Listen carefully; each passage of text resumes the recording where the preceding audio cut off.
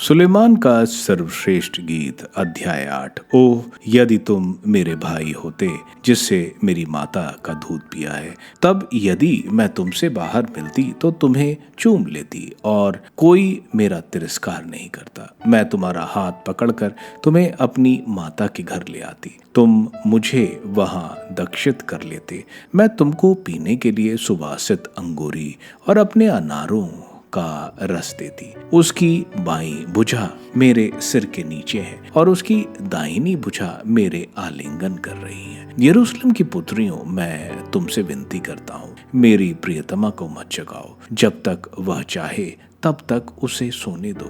अपने प्रियतम के कंधे पर झुकी हुई मरुभूमि की ओर से वह कौन आ रही है? मैं सेब वृक्षों के नीचे तुमको नींद से जगाती हूँ। यहीं तुम्हारी माता ने तुमको गर्भ में धारण किया था। मुझे मोहर की तरह अपने हृदय पर लगा लो, मोहर की तरह अपनी भुजा पर बांध लो, क्योंकि प्रेम मृत्यु की तरह शक्तिशाली है, ईर्ष्या अधोलोक जैसे अजय है।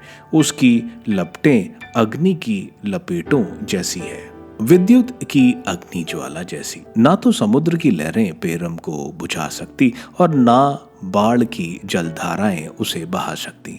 यदि कोई प्रेम को खरीदने के लिए अपने घर की सारी संपत्ति अर्पित करे तो उसे तिरस्कार के अतिरिक्त और कुछ नहीं मिलेगा। हमारी एक छोटी बहन है, अभी उसे रोज आवश्यक है। जिस दिन उसकी चर्चा होने लगेगी तो हम अपनी बहन के लिए क्या करेंगे?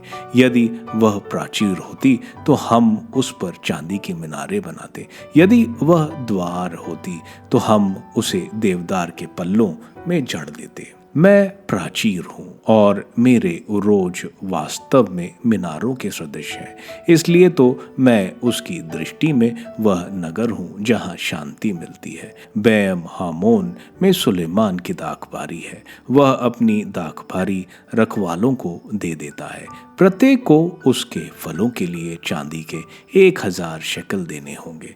किंतु मेरी दाखबारी मेरी अपनी है। सुलेमान, लो, ये 1000 शेकल तुम्हारे लिए हैं और ये 200 शेकल तुम्हारे लिए हैं और ये 200 शेकल उनके लिए जो उसके फलों के रखवाले हैं। ओ तुम तो वाटिका में विराजती हो, मेरे साथी तुम्हारी आवाज सुनना चाहते हैं, मुझे अपनी आवाज सुनने दो। चिकारे गंध वृक्षों के पर्वतों पर मृग शावक की तरह तुम जल्दी जल्दी आओ मेरे प्रियतम।